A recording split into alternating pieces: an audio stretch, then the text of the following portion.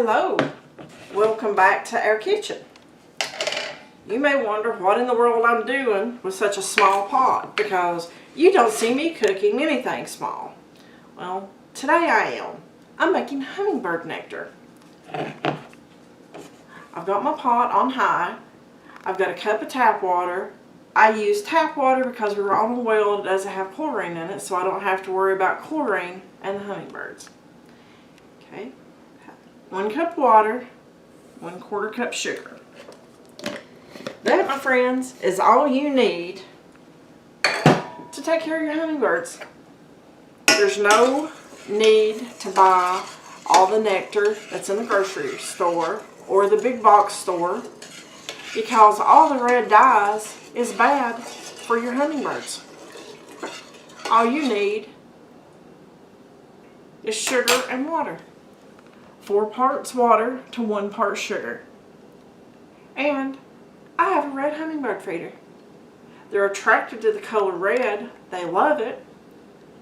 So while this is coming up to a boil, I'm going to run outside, get my hummingbird feeder. We're going to rinse it out.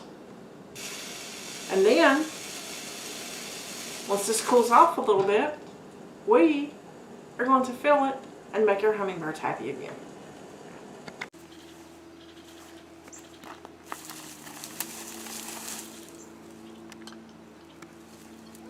Need to refill my little bird moat.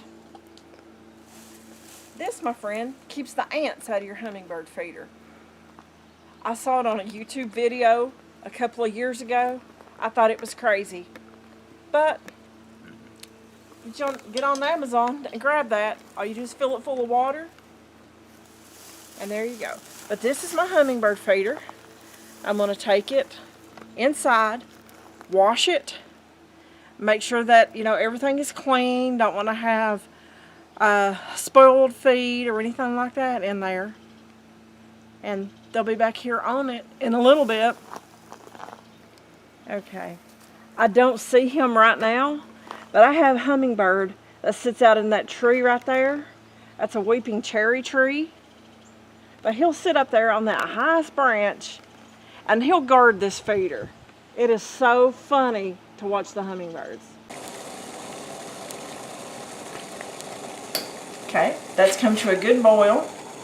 We'll take it off the heat and let it cool.